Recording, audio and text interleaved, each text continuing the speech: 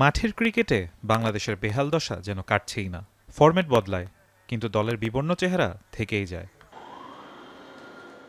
শ্রীলঙ্কার বিপক্ষে টেস্ট ও one day series হারের পর এবার সংক্ষিপ্ততম সংস্করণে মুখোমুখি হচ্ছে বাংলাদেশ, যে ফরম্যাটেও সবশেষ 2 সিরিজে হেরেছে টাইগাররা। এর মধ্যে সিরিজ খোয়াতে হয়েছে দুর্বল আরব আমিরাতের কাছেও।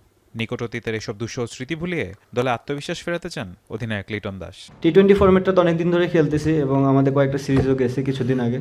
সো হোপ যে আমরা এই সিরিজে অ্যাজ এ টিম ঘুরে দাঁড়াতে পারবো। শ্রীলঙ্কার বিপক্ষে টি-20তে মোট 17 বার মুখোমুখি হয়েছে টাইগাররা। এর মাঝে লঙ্কানদের জয় 11 ম্যাচে, বাংলাদেশের জয় 6টিতে।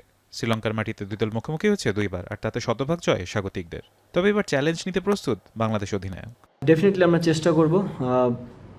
ইজি হবে না, বিকজ তারা তাদের হোম কন্ডিশনের বেটার সাইড আমার কাছে মনে হয়।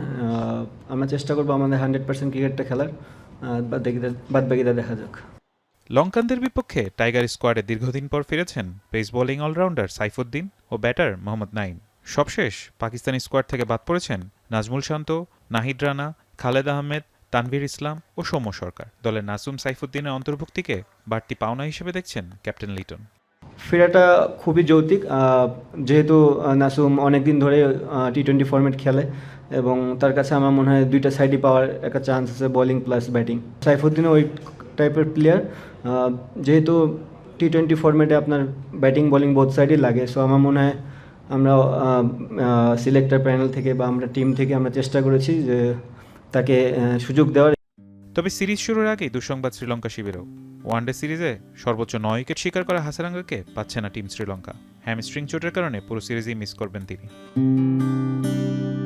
ফারহান ইহসান এখন।